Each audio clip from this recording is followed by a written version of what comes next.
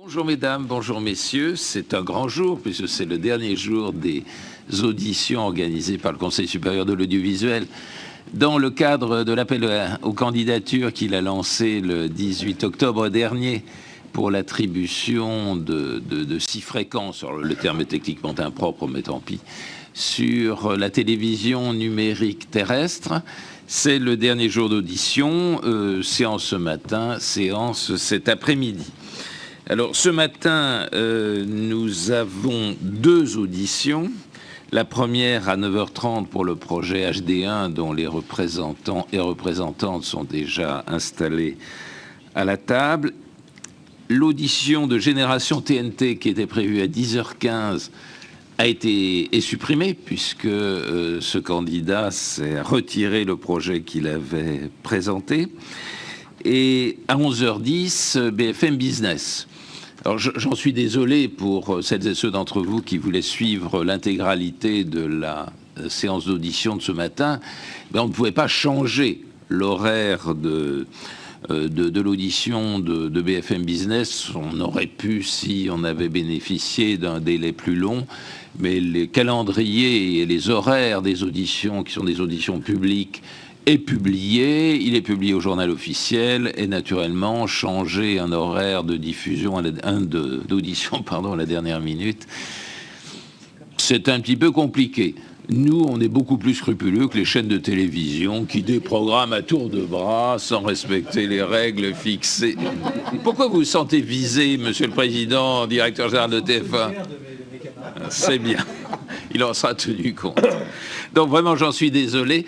En revanche, on essaiera vraiment de démarrer à l'heure pile à 11h10 pour vous faciliter au maximum la vie. Bon, Monsieur le Président, je ne vous rappelle pas la règle, puisque maintenant vous la connaissez par cœur, et je vous cède la parole. Monsieur le Président, Mesdames, Messieurs les conseillers, permettez-moi d'abord de vous présenter Céline Nallet, que vous n'avez pas encore vue à cette table, qui est la directrice des opérations de la fiction. Et c'est évidemment elle qui a beaucoup travaillé sur ce projet, puisque après Tendance 24 et Stylia HD, c'est le jour de HD1. Il était une fois, raconte-moi une histoire, voici des phrases que nous avons tous prononcées ou entendues. Dès l'enfance, nous sommes bercés par des contes et des légendes, et devenus adultes, nous avons toujours besoin d'histoires pour rêver, nous émouvoir, nous retrouver et partager. Voilà pourquoi nous avons imaginé créer HD1, HD comme Histoire 2. L'œuvre de fiction qui est au cœur de la proposition de HD1 est inscrite dans le code génétique de TF1. Vous le savez, TF1 est un partenaire historique de la fiction française et son premier investisseur privé. Et depuis 10 ans, ce sont plus de 2000 heures de fiction, 7000 comédiens, 500 auteurs, 150 réalisateurs et plus d'une centaine de sociétés de production qui ont écrit parmi les plus belles pages de la rencontre de TF1 avec ses publics. HD1 se veut dans la continuité de ce partenariat en proposant un nouveau lieu de création pour toutes les formes de narration, des plus classiques aux plus aventureuses, du long métrage au format court. HD1 doit permettre à tous les talents de s'exprimer, des plus confirmés aux plus inédits, avec l'ambition d'être une sorte de laboratoire participant à la vitalité et à l'évolution de la fiction française. Chaîne de l'imaginaire, de la vie rêvée, de l'évasion, HD1 deviendra, si vous lui prêtez vie, la chaîne de toutes les histoires. Et maintenant, Fabrice va vous en dire plus. Monsieur le Président, Mesdames et Messieurs les conseillers, nous sommes très heureux d'être là pour vous présenter HD1, chaîne de toutes les narrations, parce que nous pensons qu'elle va proposer au public, avec beaucoup d'envie, une nouvelle offre de télévision. Je ferai d'abord 3 constats. Le premier, la fiction n'a pas aujourd'hui sa chaîne sur la TNT, contrairement aux dessins animés, contrairement à la musique, à l'information, contrairement aux magazines qui sont présents sur toutes les chaînes, la fiction, elle, est peu présente sur les chaînes de la TNT et en général, elle est cantonnée à des rediffusions. Le deuxième constat, c'est que TF1 est un partenaire historique de la création, je n'y reviens pas. Le troisième constat, c'est qu'il existe une attente importante de la part des téléspectateurs. Il y a une étude que nous avons remise dans le dossier de candidature qui indique que quand on demande aux abonnés, aux équipés TNT, quels sont les souhaits qu'ils auraient en termes de nouvelles chaînes de nouveaux genres de programmes sur la TNT, eh bien ce sont les genres cinéma et fiction-série qui émergent très nettement et qui, très largement au-dessus des autres genres de programmes. Voilà pourquoi HD1 trouvera sa place dans l'offre, dans le paysage actuel, comme c'est le cas d'ailleurs dans d'autres pays européens où les groupes audiovisuels ont développé des chaînes de fiction. Aujourd'hui, nous sommes dans un paysage qui est mature à 19 chaînes, et les nouvelles chaînes que vous allez autoriser, elles devront avoir une offre différente, complémentaire par rapport à l'offre actuelle, et elles devront aussi avoir une promesse éditoriale cohérente et forte. C'est ce que nous avons voulu faire avec HD1. HD1 qui sera donc la chaîne de la fiction sous toutes ses formes, du feuilleton, du cinéma, des séries, des programmes courts. Mais tous ces programmes ont un point commun, c'est de raconter des histoires. Et c'est l'objectif, l'enjeu, l'ambition de HD1. La grille de HD1 va être organisée autour de rendez-vous clairs et lisibles, avec deux logiques principales qui correspondent à des rythmes de vie différents, à des publics différents et donc à une organisation différente. Tout d'abord en journée, nous avons parié sur des rendez-vous quotidiens, donc horizontaux, tous les jours à la même heure, et en soirée, des soirées thématisées, donc de manière verticale pour proposer au public, donc tous les soirs, une thématique différente. Ces rendez-vous seront donc clairs et lisibles et organisés de manière donc hebdomadaire. Le premier rendez-vous de HD1, c'est un feuilleton français inédit que nous avons positionné à 19h40 tous les jours. Ce feuilleton, c'est vraiment la colonne vertébrale de HD1. Nous souhaitons qu'il soit le reflet de la société française, qu'il incarne la diversité des personnages, des situations que peut vivre la société française aujourd'hui. Ce feuilleton, il aura le ton le plus enjoué possible pour séduire un large public. Il sera également le fer de lance de notre stratégie en termes multi-écran, puisque ce feuilleton, on pourra bien entendu le retrouver en télévision de rattrapage, mais aussi les téléspectateurs pourront participer à des forums, obtenir des bonus ou choisir parmi des fins d'épisodes, par exemple alternatives ou des scénarios différents. Et ce feuilleton, nous allons le rediffuser dans plusieurs cases de programmation de manière à le rendre disponible à d'autres publics. Par exemple, nous l'avons positionné le samedi soir, nous le proposerons le samedi soir, où nous diffuserons tous les épisodes de la semaine d'une traite le samedi soir. Autre exemple de rendez-vous quotidien, ce sont des séries ou des programmes courts consacrés à l'humour. La comédie, c'est une façon un peu détournée de pouvoir parler des problèmes de société de manière un peu moins dédramatisée et de dépasser certains préjugés. D'ailleurs, est-ce qu'il faut y voir un signe de la crise actuelle? Mais la comédie, elle fleurit un peu partout dans le monde et donc HD1 y consacrera une part importante, notamment en fin d'après-midi et également autour de midi. J'en viens maintenant aux soirées, donc des soirées thématisées avec des rendez-vous. Le cinéma aura une place importante le mardi et le jeudi. Le mardi, par exemple, nous avons dédié une case que nous avons appelée la grande soirée de Léa. Alors, qui est Léa? Léa, c'est la spécialiste du cinéma sur HD1.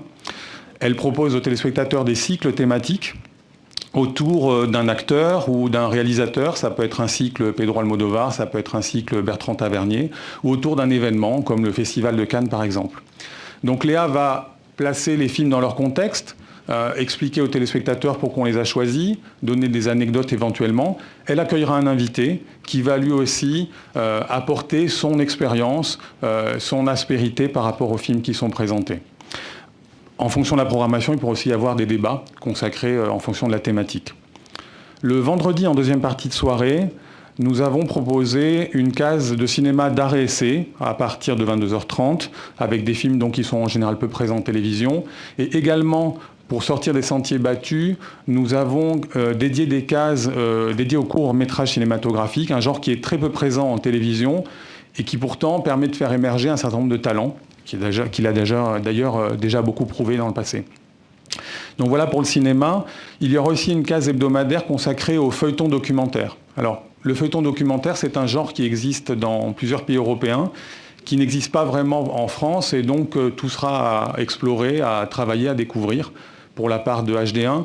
Le principe du feuilleton documentaire, c'est de s'attacher à des personnages sur des parcours de vie des histoires de vie qui peuvent être professionnelles, personnelles, qui peuvent être des vies familiales. L'important, c'est que c'est un traitement qui est non scénarisé et où les valeurs que nous souhaitons vraiment proclamer sur ces programmes, ce sont la proximité et l'attachement à des personnages. Bien entendu, la fiction sera très présente en soirée sur HD1, avec 3 soirées, et même 4 si on compte la rediffusion du feuilleton dont je parlais tout à l'heure. Le lundi, une case dédiée aux policiers ou aux séries justice. Le vendredi, une case que nous avons appelée Privilèges, pour des sagas, des feuilletons historiques, des grands feuilletons. Là aussi, il y a eu un sondage récent de Médiamétrie qui est paru au moment du festival de Luchon et qui montrait que le genre historique est celui qui progresse le plus en termes d'attente des téléspectateurs. Eh bien, nous dédierons une case à ces programmes où il y a une offre assez large qui peut d'ailleurs être des séries européennes, comme par exemple la série espagnole Grand Hôtel, qui revient qui dépeint de manière assez croustillante le début du la société du début du XXe siècle, ou la rediffusion de séries événements comme par exemple Marie Bénard. Enfin, le dimanche, nous proposerons une case que nous avons appelée Nouvelle Tendance d'ailleurs, NTA. Cette case proposera aux téléspectateurs des séries plus atypiques, plus segmentantes, qui d'habitude sont plutôt réservées à un public qui va le consommer en DVD ou en téléchargement. Vous le voyez, la grille de HD1, notre volonté, c'est qu'elle soit riche, variée, pour un public assez large, mais qui a comme point commun d'aimer qu'on lui raconte des histoires pour s'émouvoir, pour apprendre, pour découvrir. Le cœur de cible du public de HD1 sera plutôt entre 30 et 60 ans, un peu plus féminin en journée, plus mixte en soirée. Cette grille, elle est évolutive, nous allons la construire petit à petit, c'est la chaîne de la création, ça ne se fera pas d'un jour. Dès le démarrage, nous serons en mesure de proposer 18 heures de programme en haute définition, puis après nous irons en progressant, et la grille se fera ainsi progressivement en rajoutant donc de la création française petit à petit. Je vous propose de regarder un court film de présentation avant que Céline vous parle de la création. Je vous remercie.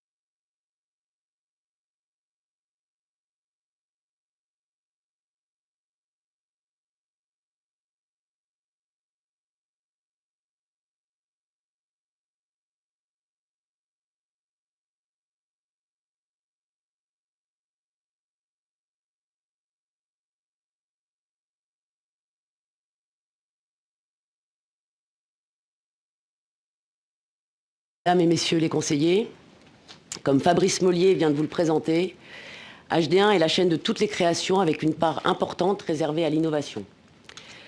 L'innovation fait partie intégrante du projet de HD1.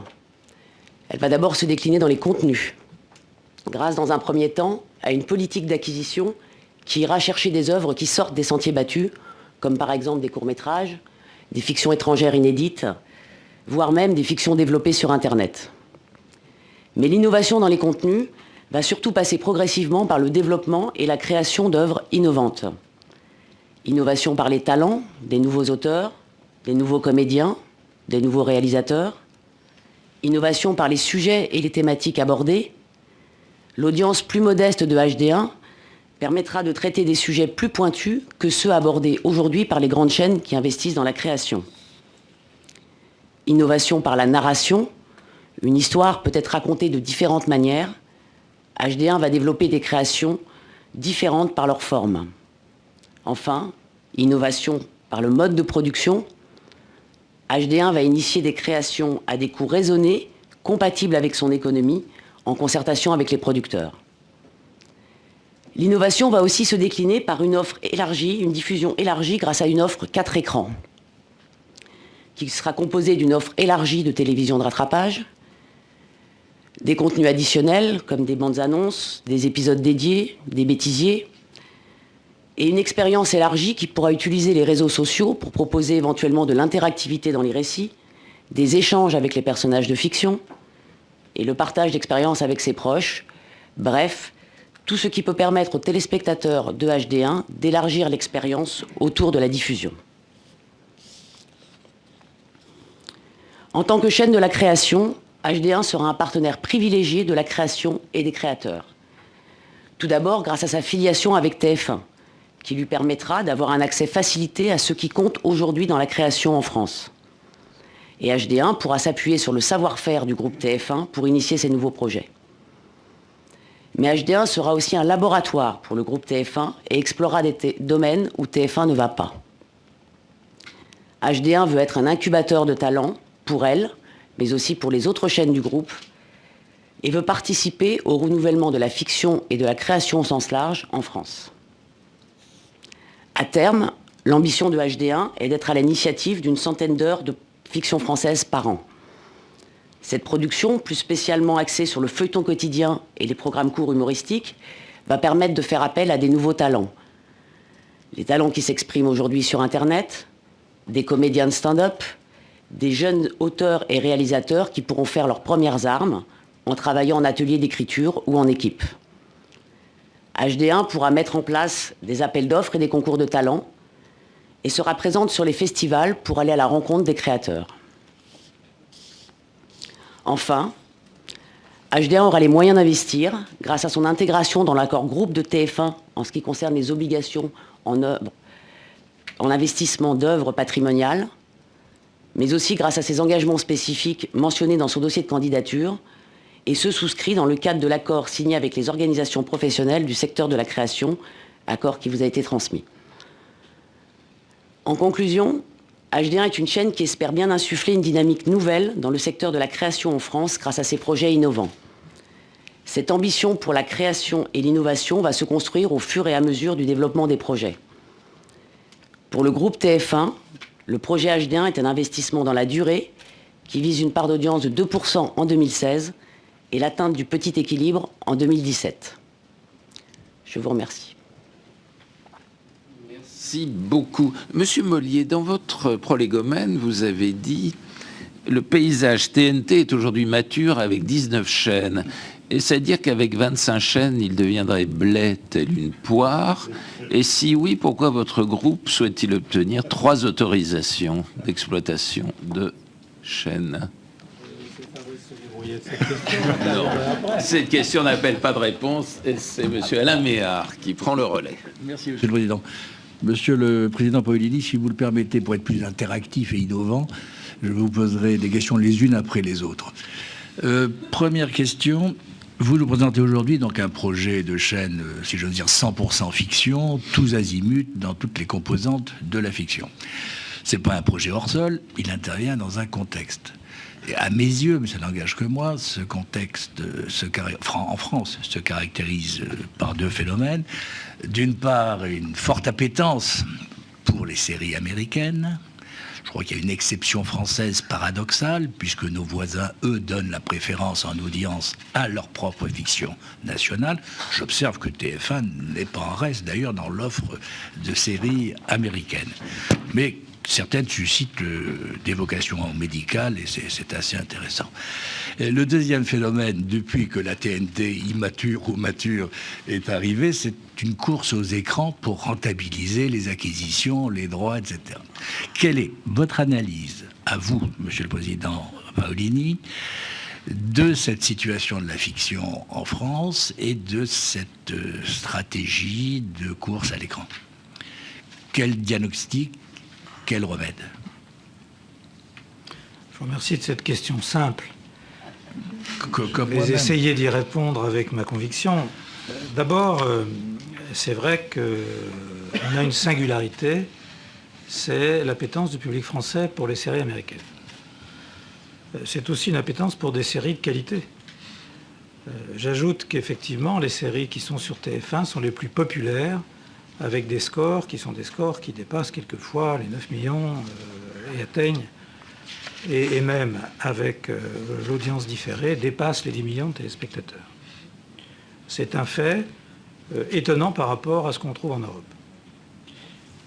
D'un autre côté, TF1 est la chaîne privée qui diffuse le plus de fiction, en prime time notamment, vous le savez bien, et avec les meilleurs scores qui soient, même si ce sont des scores qui peuvent être quelquefois inférieurs aux scores des séries américaines, encore qu'on a connus avec Clem, avec Doc Martin, des scores qui tournaient autour des 9 millions de téléspectateurs.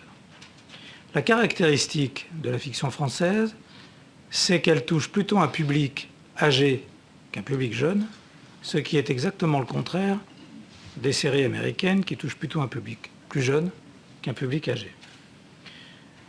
Le travail que nous essayons de faire à TF1, c'est de continuer à faire évoluer avec les producteurs, avec les créateurs, la fiction française vers des modes de narration, vers une qualité, vers une dynamique qui lui permettent de continuer à se développer et surtout à retrouver certains publics qu'elle a un peu perdus. C'est un travail que nous faisons tous les jours. Céline pourrait en parler puisqu'elle est à la manœuvre de ce travail-là, et Jean-François aussi. Et donc c'est pour nous un enjeu majeur parce que la fiction française a été un élément d'identité très fort de TF1. Et cet élément d'identité, avec tous ces personnages, toutes ces histoires dont vous avez en tête les noms, on construit une relation très particulière que nous avons avec notre public. Alors HD1, pour nous, c'est quoi? C'est une opportunité de venir sur d'autres terrains de la fiction pour, je disais tout à l'heure dans mon introduction, Céline l'a rappelé, permettre à la fiction française de retrouver peut-être une vitalité, d'aller sur des territoires qu'elle n'explore pas aujourd'hui parce que les audiences ou la nécessité des audiences des grandes chaînes ne l'autorise pas nécessairement à innover dans ce sens. Et donc HD1 va pouvoir, pour une partie de ses programmes, essayer de trouver de nouvelles formes d'écriture qui peut-être grandiront pour aller sur la chaîne TF1 plus tard ou sur d'autres chaînes. Donc je crois que la bataille de la fiction française n'est pas perdue. Nous, on la gagne assez régulièrement sur nos propres antennes, donc il n'y a pas de raison que ce soit une bataille perdue d'avance. Fabrice le rappelait, il y a une appétence peut-être renouvelée d'un public français qui souhaite trouver des personnages, qui souhaite trouver des histoires qui soient davantage ancrées dans sa réalité d'aujourd'hui. Jeudi soir, par exemple, nous relançons une série qui s'appelle Profilage, qui est une série très originale, qui a très bien marché dans ses saisons précédentes, qui se vend à l'étranger. C'est une des rares séries françaises qui se vend à l'étranger. Donc c'est un travail que nous continuons inlassablement à faire et je pense qu'HD1 peut apporter sa pierre à l'édifice. Juste sur le terrain de la TNT et la course aux écrans, moi j'aurais tendance à dire qu'il faut que la course aux écrans soit une course sur tous les écrans. J'avais coutume de dire il y a quelques années que le jour où la fiction française aura gagné, c'est le jour où elle sera piratée. Ça n'est pas encore le cas. Je ne dirais pas que nous travaillons dans ce sens, mais en tout cas, nous travaillons pour faire en sorte que cette fiction puisse être regardée, et Céline l'a rappelé, avec autour d'elle, et avec Clem, ça avait été, et c'est encore le cas, c'est de faire vivre des personnages, des histoires, aussi sur le digital, vis-à-vis des communautés, pour faire en sorte qu'il se passe quelque chose d'autre et de nouveau autour de la fiction française. C'est le travail que nous avons entrepris de faire, ce n'est pas un travail facile, mais sur une chaîne comme HD1, ce sera peut-être plus facile que de le faire sur une grande chaîne comme TF1. Est-ce qu'il n'y a pas une certaine contradiction entre ce que vous dites dans le dossier, à savoir que votre public sera 30-60 ans, féminin, plus féminin et un peu plus âgé, et la volonté que vous venez d'exprimer d'un rajeunissement de votre public grâce à des nouvelles écritures de la fiction? Alors écoutez, 30 ans ne me semble pas un âge canonique. Non mais vous dites voulez. Plus âgé dans votre dossier et plus féminin. Vous ciblez votre oui, public enfin, vous aussi. savez, en tout cas, on pense que c'est un public qui spontanément ira vers HD1. Le ciblage des chaînes, c'est toujours un pari, une aventure, et en réalité, il ne se passe jamais vraiment ce qu'on a prévu. On a quelquefois de très bonnes surprises. Donc on peut se dire aujourd'hui que la fiction, elle est plutôt à destination d'un public de ce type. Mais je suis convaincu qu'avec des écritures, notamment autour de l'humour, autour des formats courts, Parce qu'on voit bien que pour les jeunes, les formats courts, c'est véritablement un mode d'expression qui leur parle. C'est évidemment vers des formules de ce genre que l'on pourra tester et qui nous permettront de ramener un public plus jeune sur la fiction française. Donc il n'y a pas de contradiction, je pense qu'il y a un travail à faire sur la durée, et ce travail doit nous permettre d'aller dans des directions multiples. Et HD1 nous permettra de le faire dans des conditions, me semble-t-il, plus aisées que de faire des tests sur la chaîne TF1 où les enjeux sont tels que le test doit réussir à tout coup. D'accord. À certains raclements de gorge, je crois qu'il faut que j'accélère un peu le débit et que je n'hypothèque pas le temps de parole. Vous parlez d'une chaîne innovante, de nouvelles écritures, de nouvelles narrations, de nouveaux talents. Est-ce que dans votre recherche de nouveaux talents, vous incluez également des talents issus de la diversité ? Je sais que pour vous, c'est une cause majeure, que vos écrans reflètent davantage la diversité de la société française. Et j'ose associer Rachid à l'hommage que je vais vous faire depuis que vous avez obtenu le label diversité. Est-ce que cette chaîne va aussi être une chaîne de la plus grande diversité ? Alors, évidemment, on en prend l'engagement. J'aimerais que Céline réponde parce qu'on est en train de travailler aujourd'hui avec un atelier d'écriture tout à fait original avec Alain Pancrazzi. Céline, tu peux peut-être en dire deux mots.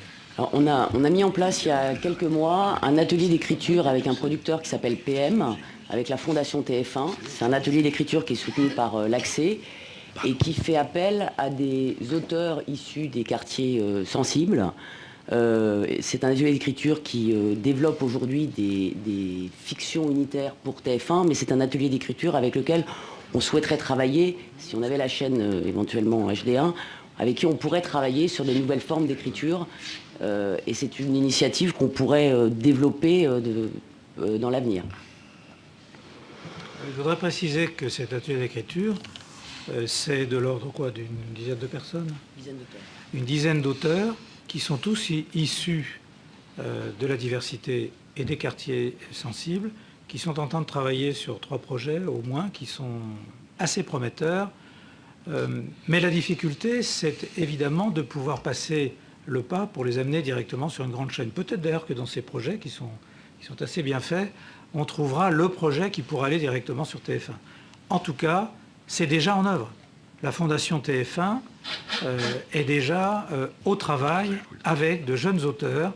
Et on a pris un petit déjeuner récemment avec eux pour parler de leur projet. Je peux vous dire que c'est assez passionnant. Merci. Dernière question. Vous prévoyez un équilibre, enfin le petit équilibre en 2017 si ma mémoire est bonne, et une part d'audience en 2015 de 1,7. Pour atteindre l'équilibre, à quel niveau, à quel pourcentage devra se situer la part d'audience en 2017 ? Autour de 2,2. C'est le point d'équilibre qu'on a étudié.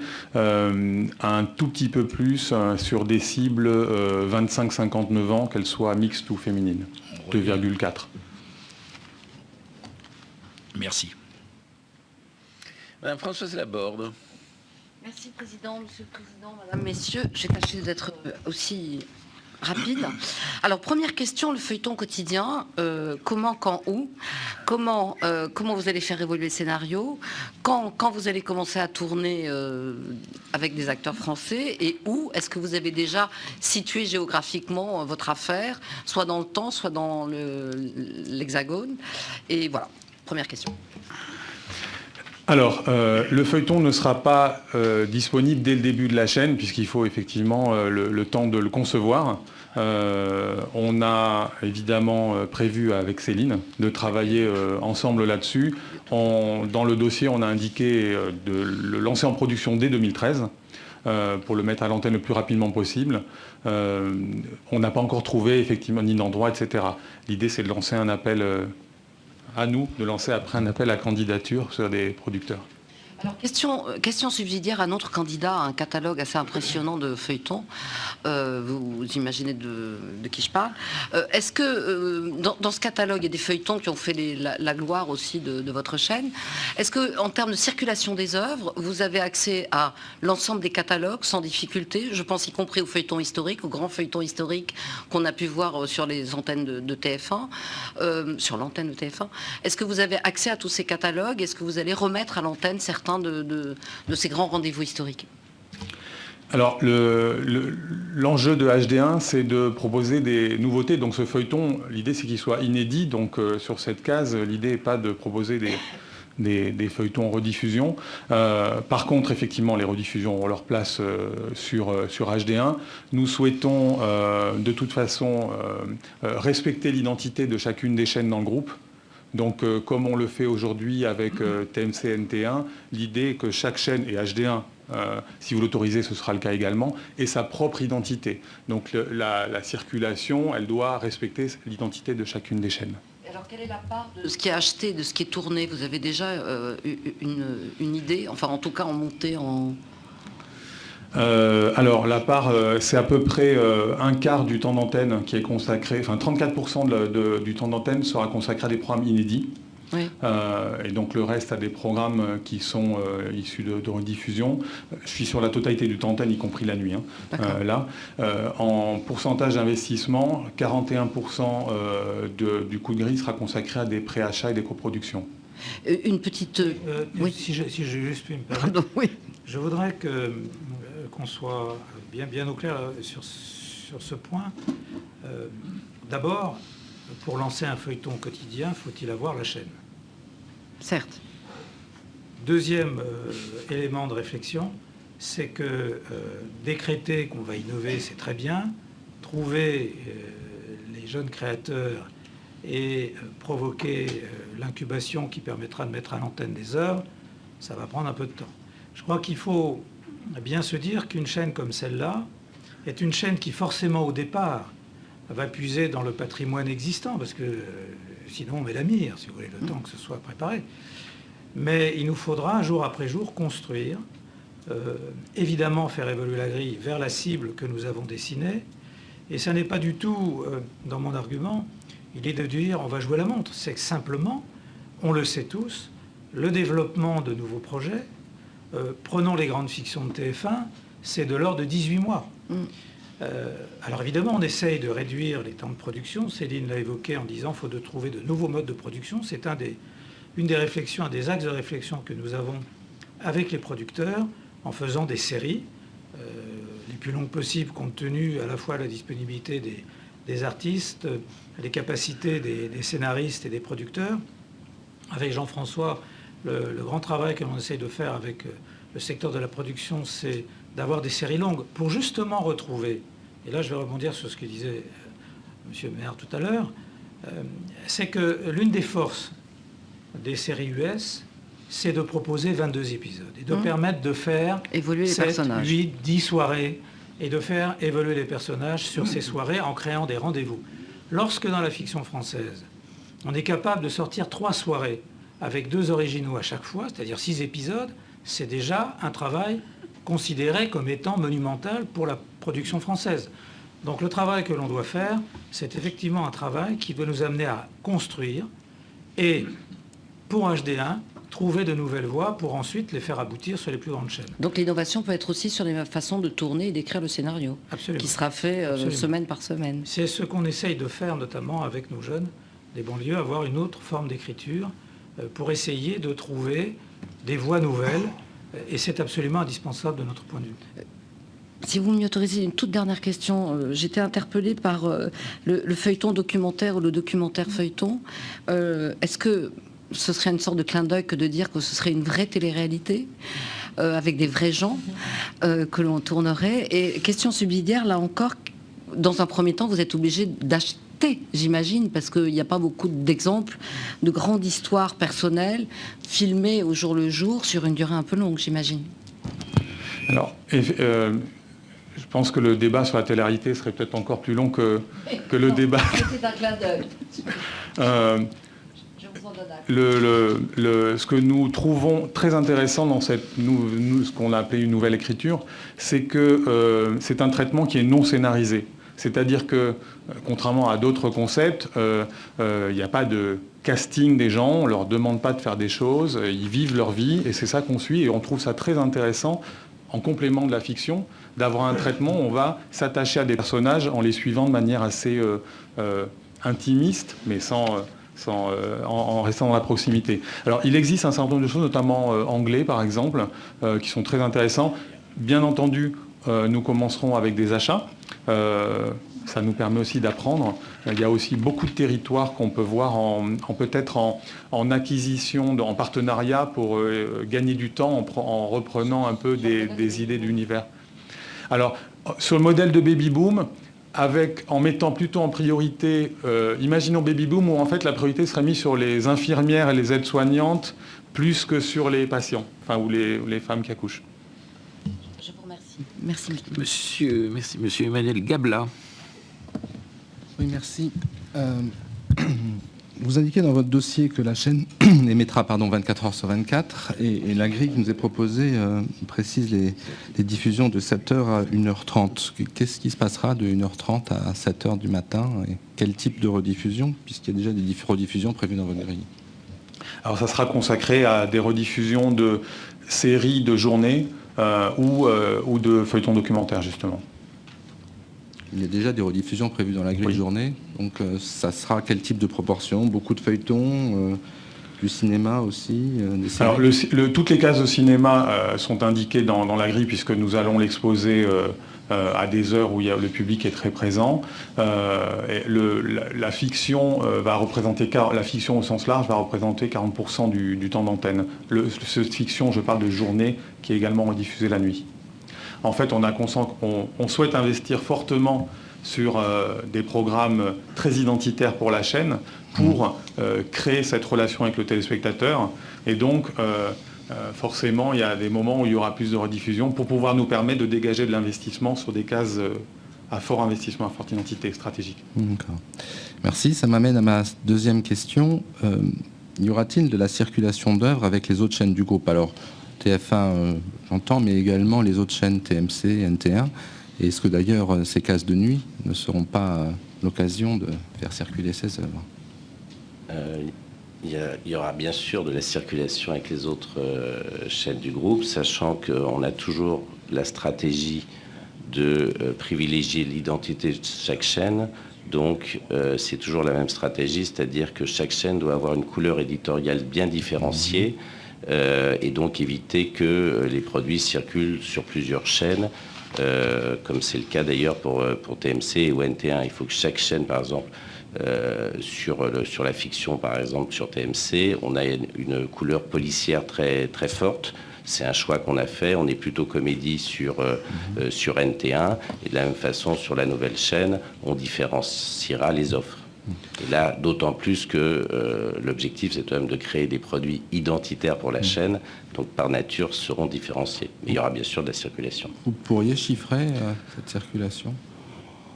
Ou mettre un plafond ou un ordre de grandeur, un pourcentage de la grille? C'est compliqué à ce stade-là parce que c'est vrai que la chaîne, elle va se construire dans la durée. C'est ce que Nonce a dit, c'est le cycle de la fiction est un cycle long.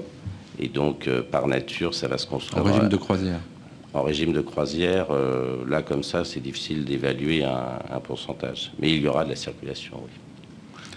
Je donnais à Madame Laborde le chiffre, c'est 34% de programmes inédits en régime de croisière. Le reste sera issu de rediffusion, pas forcément de TF1 d'ailleurs. Si je peux juste rajouter quelque chose, là, par rapport à ce que disait Céline tout à l'heure, un des enjeux de HD1, c'est qu'il y ait aussi peut-être, on l'espère, de la circulation dans l'autre sens. C'est-à-dire que la chaîne puisse créer des programmes qui, pourquoi pas, pourront aller sur d'autres chaînes plus grandes. C'est ce qu'on souhaite à toutes les chaînes que l'on sélectionnera, bien sûr. Et enfin, dernière question pour ma part, sur l'interactivité. Alors, vous avez parlé de fins alternatives sur Internet. Quand on verra une fin alternative sur Internet, est-ce que ça aura un impact sur les épisodes suivants qui seront diffusés à l'antenne, ou c'est quelque chose d'une vie complètement parallèle? Il peut y avoir les deux. Ce qu'on voudrait faire et qui a été fait dans un certain nombre de pays, c'est en fait de faire choisir aux téléspectateurs une fin alternative, et c'est celle-là qui est vraiment diffusée. Donc le choix se fera d'abord sur Internet et ça aura un impact ensuite sur la diffusion. Voilà. D'accord. Et vous avez enfin, dernière sous-question, parlé d'interaction dans le récit, notamment via les réseaux sociaux. Vous pouvez nous en dire un peu plus?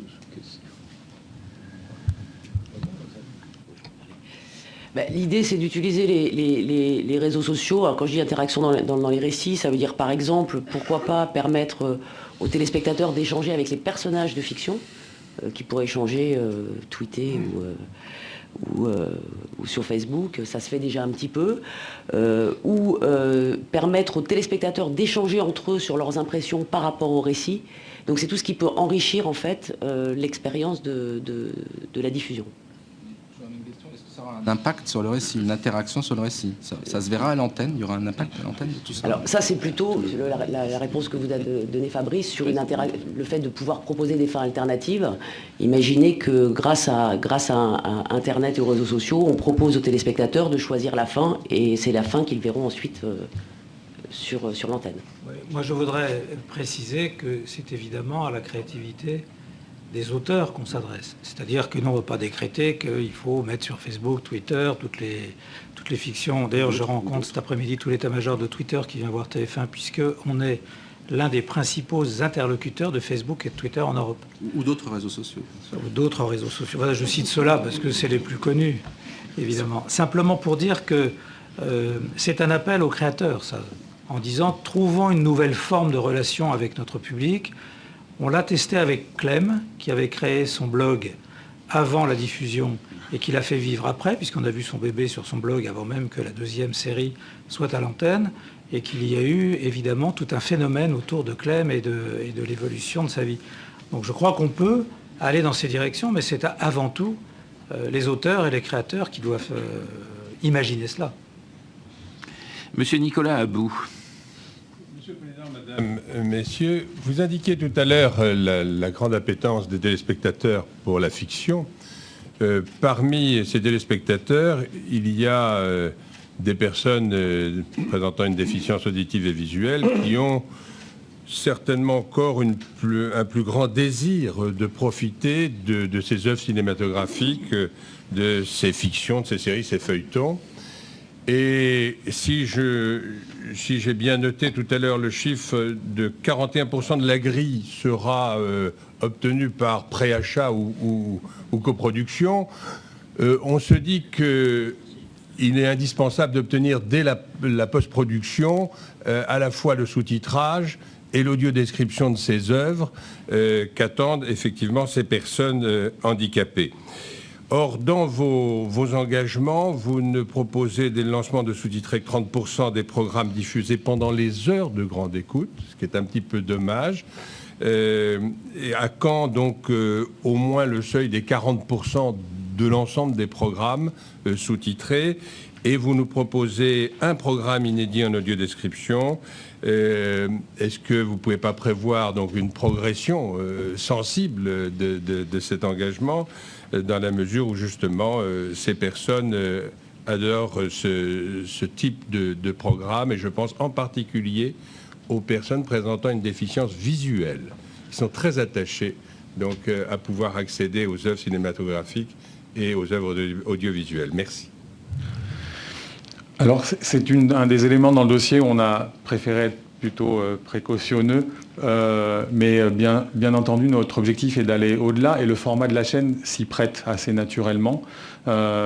Pour ce qui est du sous-titrage pour les personnes malentendantes, surtout malentendantes, nous comptons bien sûr sous-titrer le feuilleton dès le début. Ce feuilleton, comme c'est la colonne vertébrale de la chaîne et qu'il va être rediffusé un certain nombre de fois, ça aura à la fois l'avantage, puisque c'est la colonne vertébrale, de proposer ce programme phare à disposition de tout le monde, et puis aussi d'atteindre plus rapidement les objectifs qu'on pourra se fixer.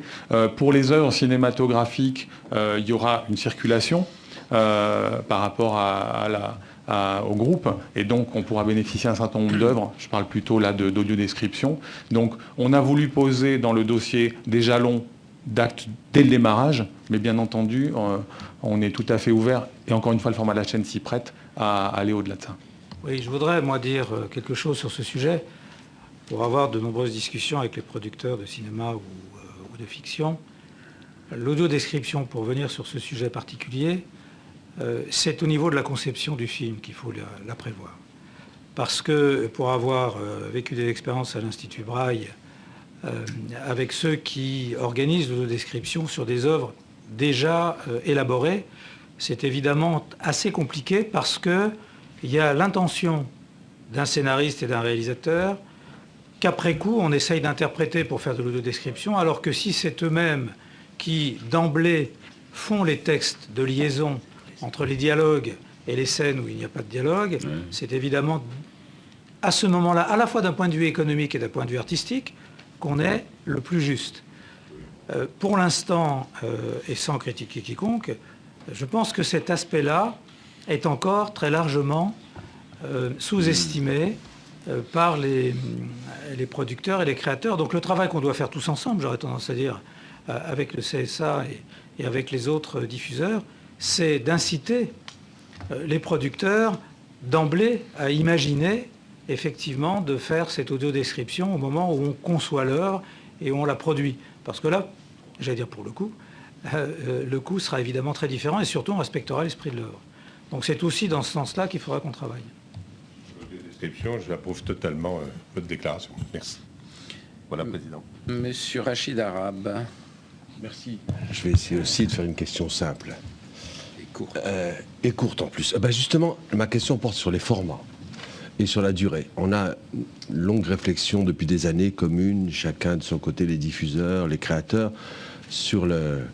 Il y a eu du 90 minutes, il y a eu du 52 minutes, il y a du 26, on cherche un peu dans tous les sens. Où en est votre réflexion, je ne dirais pas sur le bon format, puisqu'il n'y en a pas un seul, mais sur le fait que l'arrivée de supports comme Internet et un certain nombre de réseaux sociaux va bouleverser notre réflexion sur la bonne durée de consommation. Où en êtes-vous et que pourrait apporter HD1 à cette réflexion qui est fondamentale, je crois, pour défendre la création? C'est aussi par la durée et l'intérêt qu'elle peut susciter auprès des téléspectateurs qu'elle peut survivre ou vivre. Oui, dans nos propos des uns et des autres, on disait qu'on était ouvert au nouveau format. Alors qu'est-ce que ça veut dire, un nouveau format? Par définition, ça peut être un format qui n'existe pas encore, donc là j'ai du mal à le décrire. En revanche, je constate une chose, et on le constate tous, c'est qu'il y a aujourd'hui un regain d'intérêt, notamment des publics les plus jeunes, pour des formats très courts, c'est-à-dire des pastilles d'1 minute 30, voire 2 minutes, qui peuvent être mises bout à bout. On connaît des succès sur d'autres chaînes qui sont assez spectaculaires. Et tout ça vient à la fois du stand-up, donc de ce nouvel art qui a été créé depuis quelques années par toute une génération qui, seule sur scène, nous fait vivre des situations très différentes. Et puis ça va jusqu'à au Jamel Comedy Club. Enfin, je veux dire, il y a une espèce de floraison comme ça d'idées, de créations qui ont des formes très différentes et dont certaines sont très très courtes. Donc nous, aujourd'hui, on ne s'interdit absolument rien. Tous les formats peuvent être recevables. Et le débat sur le 90 minutes et le 52 minutes qu'on a longtemps connu, aujourd'hui, je crois qu'il est derrière nous. Il y a des œuvres qui fonctionnent très bien en 90 minutes et que l'on développe sous ce format-là, et d'autres qui fonctionnent sous le 52 minutes avec des doublons quelquefois, 2 fois 52 minutes, qui permettent de raconter une histoire. Donc je crois qu'on va être là dans une situation où on verra fleurir de plus en plus des formats venant du net, par exemple, Bref étant un bon exemple, jusqu'à des formats qui sont revenus de producteurs plus traditionnels, mais qui s'adapteront à cette nouvelle donne. Donc je crois qu'on va avoir devant nous des aventures très intéressantes à vivre avec les créateurs et les différents publics auxquels s'adresseront ces créateurs. Merci.